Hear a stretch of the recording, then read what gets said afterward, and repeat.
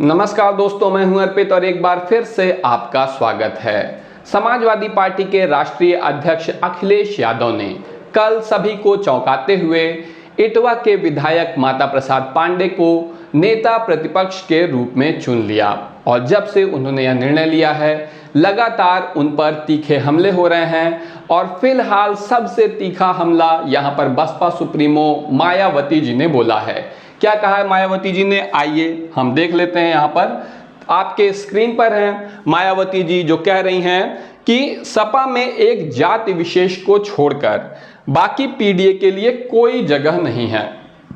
यहाँ पर जाति के बारे में जिस बात हो रही है वो निश्चित रूप से यादव समाज है, तो सपा में एक जाति विशेष को छोड़कर बाकी पीडीए के लिए कोई जगह नहीं है। ब्राह्मण समाज की तो बिल्कुल नहीं। सपा व बीजेपी सरकार में इनका उत्पीड़न हुआ है, इनका विकास केवल हमारी सरकार में हुआ है।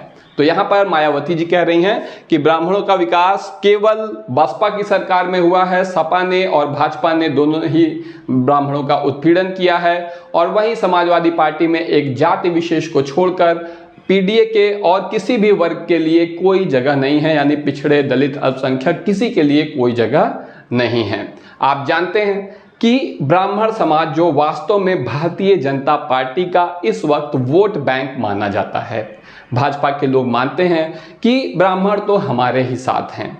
वहीं ब्राह्मणों की स्थिति आज ऐसी है कि वो ना इधर के हैं ना ही उधर के हैं। अगर उत्तर प्रदेश की जमीनी हकीकत को देखा जाए तो यहाँ पर मुख्यमंत्री क्षत्रिय समाज से आते हैं और गाहे बगाहे आरोप भी लगता है कि ये सरकार ठाकुरवाद को ही बढ़ावा दे रही है। वहीं दूसरी तरफ ब्राह्मण समाज जो खुद भी ज़्यादा समाजवादी पार्टी को कभी भी पसंद नहीं करता रहा है, यहाँ तक कि उसके ऊपर इस तरीके के आरोप भी लगते रहे हैं समाजवादी पार्टी के ऊपर कि वो केवल मुस्लिम और यादव पार्टी है। लेकिन जब से अखिलेश यादव यहाँ पर आए हैं, जब से उनका नेतृत्व हुआ है, उन्होंने ये मुस्लिम यादव वाले समीकरण को हटाकर पीडीए को लाया है।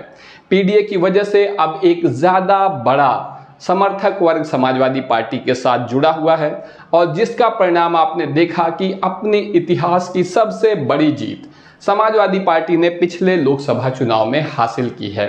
ऐसे में अब कितनी सफलता मिलेगी अखिलेश यादव को इसके द्वारा, अपने इस फैसले के द्वारा ब्राह्मण समाज को अपने पक्ष में लाने की, क्योंकि इसमें कोई संदेह नहीं है कि पीडीए के नारे के साथ समाजवादी पार्टी ने अपने लिए गैर यादव पिछड़ों को जोड़ने में सफलता हासिल की है और अब अखिलेश यादव का प्रयास है कि वो अपने इस कदम से ब्राह्मण समाज को भी अपने साथ लाएं और अगर वो ऐसा करने में सफल होते हैं तो निश्चित रूप से भारतीय जनता पार्टी की स्थिति बहुत ज़्यादा खराब हो जाएगी।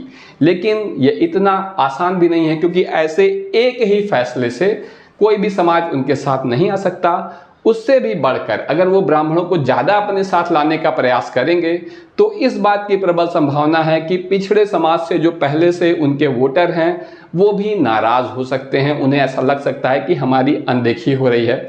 इस बारे में आपका क्या कहना है? अगर मैं अपनी राय की बात करूं तो मेरा तो यही मानना है कि जिस तरह से पिछला लोकसभा चुनाव सपा ने लड़ा था उसमें कोई खास फेरबदल ना किया जाए तो समाजवादी पार्टी आसानी से विधानसभा चुनाव जीत जाएगी।